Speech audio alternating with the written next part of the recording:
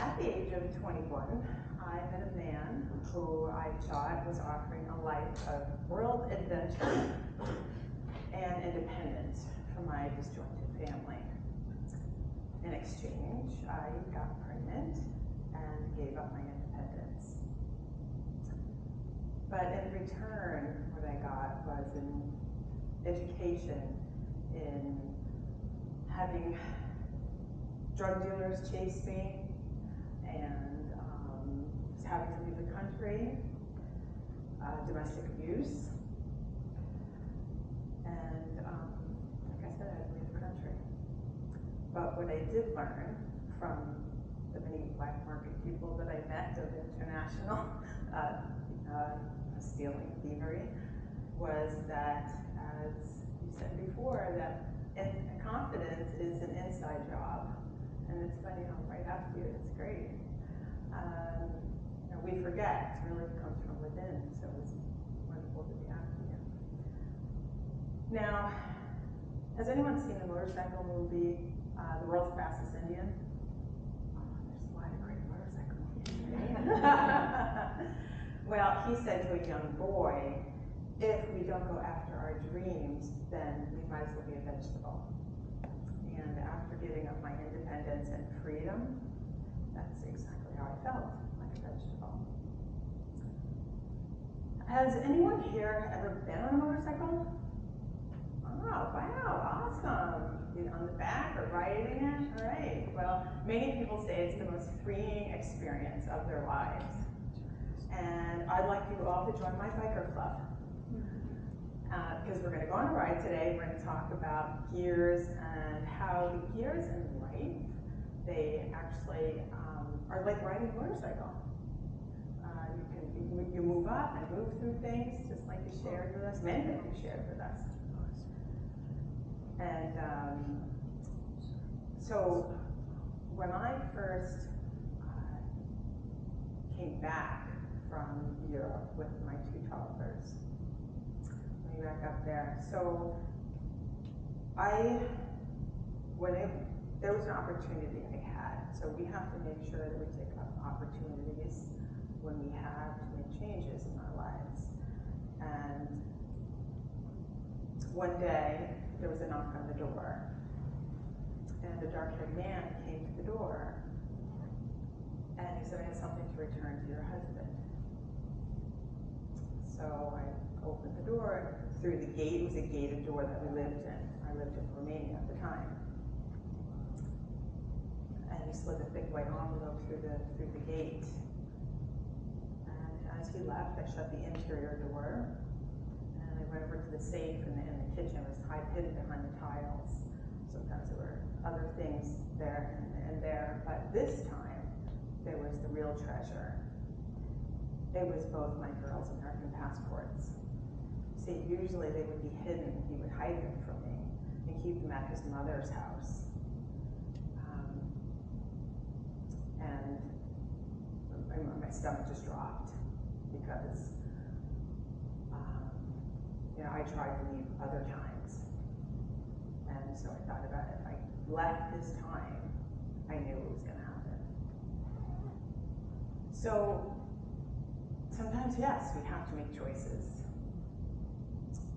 Sometimes we can either just abandon hidden treasures of future life for ourselves, or we can be just courageous and go for a new future and the golden nuggets of our future.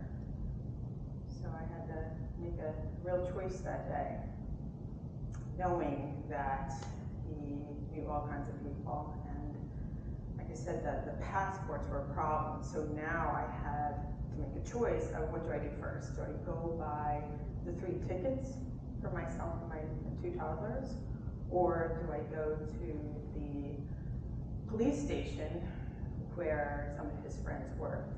Because when you're in black market, you know everyone everywhere. So do I go there and get the stamp on the visa? Because my younger daughter never had an entrance visa to Romania because she was born there. See, my older daughter, I had her 6 years earlier because I got pregnant. So I had her in France 6 years earlier. I was going to we stole her. And anyway, I ended up in Romania. I was told I wasn't leaving. And so she had an entrance visa, so I could leave the country. But what happens if I got one and not the other? And soon my father-in-law was coming to deliver daily bread, fresh daily bread. So sometimes we have to make choices. And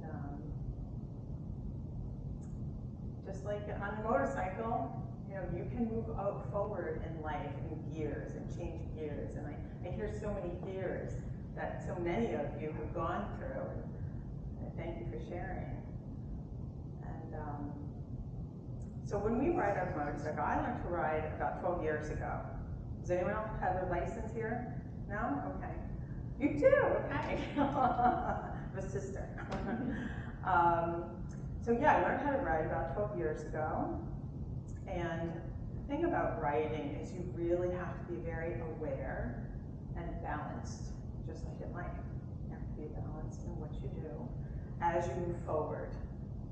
So when I first came back from Romania with the two girls, made it back.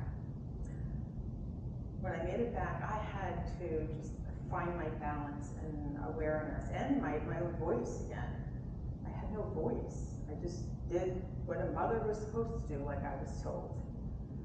And so I had to begin to find myself, my voice, my freedom, my sense of freedom, because I lost it. So I did the normal things.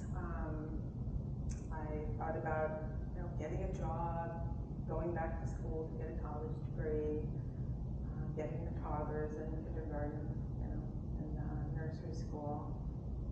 But first I had to help me start listening, I started sprinkling a lot of spiritual practices. So a lot of the wonderful quotes you've shared, they're all wonderful teachers. And so I would listen to them. And so I'd start to listen. And just like on the motorcycle, when you first get on, you have to listen to your bike. It has a voice. And you get on, you feel the vibrations of the bike. And as you move forward in your gears, you keep balance. And that's what I had to do when I first came back. I had to really get a grip on who I was, because it was just torn from me. And I gave it up. I gave it up. So, yeah, so your first gear, I say that is a way to, you need to first listen to yourself. And there's lower gears and higher gears, but the first 3 gears are listening to yourself. One of the things I had to do that helped me listen was when it has different gears. So as we move into different gears, so there's a low in a gear and high in a gear. And when you stay in between, there's a sweet spot. So in life, there's sweet spots in different gears, in different times of your life. So, but if you don't give it enough gas and you don't focus your intention on what you're going to do next, you'll bog down. So what you want to do is set your intention, move forward, choose a goal, and then move forward into the next gear. So moving into my next gear, after I started to learn how to listen to myself, I had to think more about building up my self value, because I didn't have any value. I was just a mother. I just did my job, did what I was told. So I had to build that internal security, and that was first. So when I built my internal security, I had to, again, start to listen and then start to not react to things, because then I would be self-sabotaging myself. And again, something from within. I remember when I had my first little house with my 2 girls, and the market was crashing. This is 2008. And I had spent a lot of money and time getting a finance degree, because I thought, oh, check the box, right? That's one of the things you do. Be independent, have a schedule. I was working 6 days a week. the market was going down. I was doing really well, but I was only working 6 days a week. So checking my spreadsheet of my budget said, you have to sell your little house within the next year. So I had to not only break it to my girls that I'm gonna have to start my job and go work for someone else and go by their schedule, but the things that you do, like your after school cello and violin, I can't do it for you anymore. So that was really hard. Didn't a failure like that. Then, soon after, we heard at church that there was a family, single mother, and they had one bathroom, and they had a fire in the house. And they were looking for donations. I said to my girls, later on that Sunday, how do you think we could help them? And they looked at me like, how can we help them? We have to leave our home. So I said, well, if I look on our spreadsheet, if we cross off the cable TV for the rest of the year, we could help them. And the girls chose to help. So, not act out of fear and not act out of scarcity. But they chose to be courageous. And yeah, so I say choose, when you lead others and your children, don't lead from a place of fear. Lead from a place of courage, because that's what they need, and that's what will feed them. And allow others to see that as well.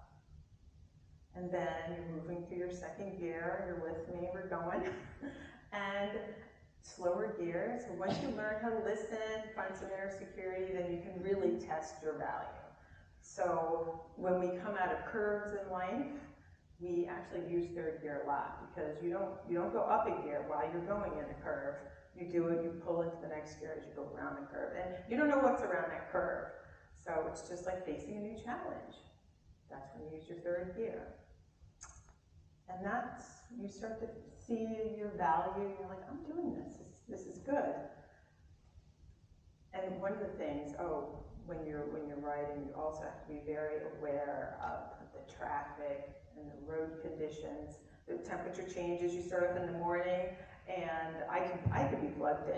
So when you see a biker with lots of gear, and look for wires. So I'll wire in. So I put in an inner jacket, and I plug into and I'm so warm, even though it's like November, end of November, I'll ride through the winter. And, but you stay nice and warm. But I almost got killed by a chicken once. Yeah, you have to watch the animals. Solo trip. And yeah, he crossed the road, so I almost died. No one would have known, because I was on a solo trip by myself. I was like, I want to go alone. And I said, you guys, you can't come. They actually met up with me at one point. Oh, you're going alone? I'm like, yeah, I can go alone. And yeah, so when you come out of those turns and curves, that sometimes, just in life, you have to downshift.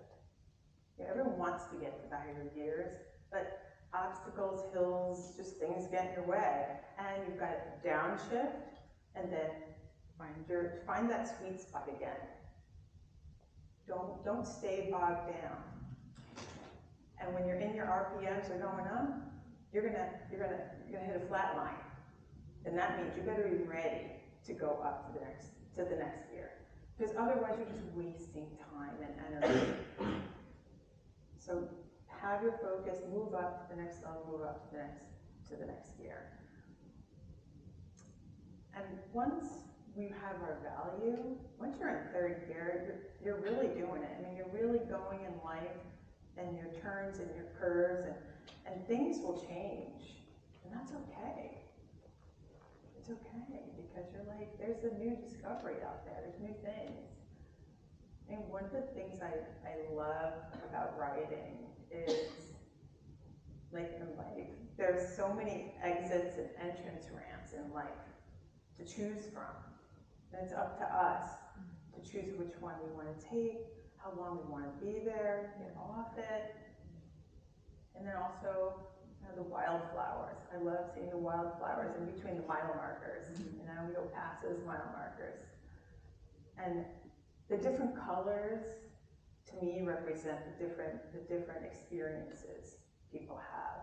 Like so many of you have shared today, all these wonderful experiences, and for you to share them and feel strong enough to share them. I mean, that's the wildflowers in between the mile markers.